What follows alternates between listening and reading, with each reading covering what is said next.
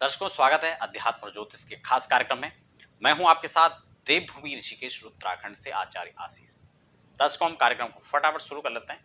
आप भी नीचे कमेंट बॉक्स में अपने परिचय के तौर पर अपना या अपने शहर का नाम लिखकर हमारे साथ कार्यक्रम में सम्मिलित हो सकते हैं।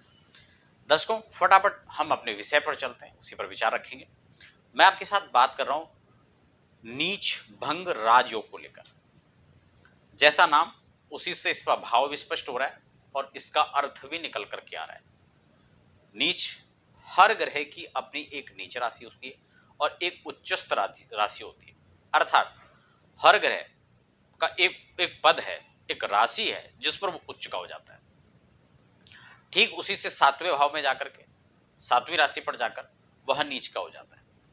आप सब जानते हैं, मैं ज्यादा विस्तार नहीं करूंगा कि नीच राशियों का क्या फल होता है या उच्च का क्या होता है, क्योंकि मैं 9 ग्रहों की उच्च और नीच स्थिति पर वीडियो बना चुका हूं। नीचे डिस्क्रिप्शन में लिंक है, आप उस आधार पर उच्च और नीच राशियों का फल, ग्रहों का फल देख सकते हैं।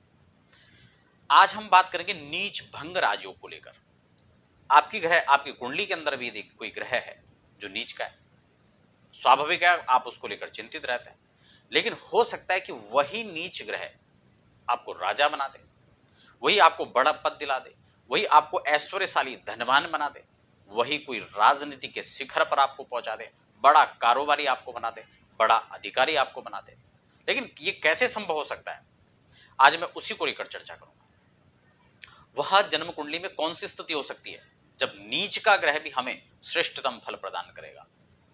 तो बंधुओं, इसमें हमें सबसे पहले अपने जन्म कुंडली में जिस भाव में हमारा ग्रह नीच हो रहा है, कोई भी भाव हो ए टू जेड, मान लो हमारा मंगल नीच का हो रहा है, मकर में उच्च के होते हैं, कर्क में नीच के हो जाएंगे। लेकिन कर्क राशि का चंद्रमा कर्क राशि में नीच के हो जाएंगे, लेकिन कर्क राशि का जो स्वामी चंद्रमा है, अगर वो वहीं उसी स्थान पर बैठ रहे हो तो वो उस भाव की रक्षा करेंगे, उसका नुकसान नहीं होने देंगे। यह नीच भंग हो जाता है। या फिर उसी के अपोजिट सातवें स्थान पर चंद्रमा जाकर बैठा हो और चंद्रमा की उस भाव पर दृष्टि हो अपने घर पर, तो भी ऐसी स्थिति में नीच भंग हो जाएगा, क्योंकि वह नीच का फल मंगल को प्रदान नहीं करने देगा। मैं सिर्फ मंगल का उदाहरण ले रहा हूं, कोई भी ग्रह हो सकता है। या फिर दूसरी स्थिति क्या है, उसका स्वामी खुद वहां बैठा हो उस भाव का, या फिर उस भाव के अधिपति की अपने घर पर दृष्टि हो। दोनों ही अवस्थाओं में नीच भंग हो जाता है। उसके साथ ही उस राशि का अधिपति कहीं भी केंद्र में या तो उच्च होकर बैठा हो या फिर केंद्र में भी बैठा हो, तो भी उसका प्रभाव यहां पर श्रेष्ठतम होता है।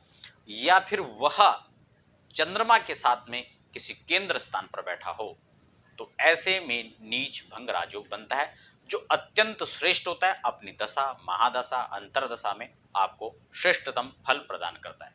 जहां हम नीच को लेकर परेशान थे, वहां इसका श्रेष्ठतम फल आपको मिलेगा। तो दर्शकों, ये था नीच भंग को लेकर के खास चर्चा। कोई प्रश्न होता है आप कमेंट बॉक्स में लिखें, और पर्सनल जानकारी के लिए नीचे अपॉइंटमेंट नंबर है, आप उस पर संपर्क कर सकते हैं। आप बने रहें, हमें दीजिए फिलहाल इजाजत।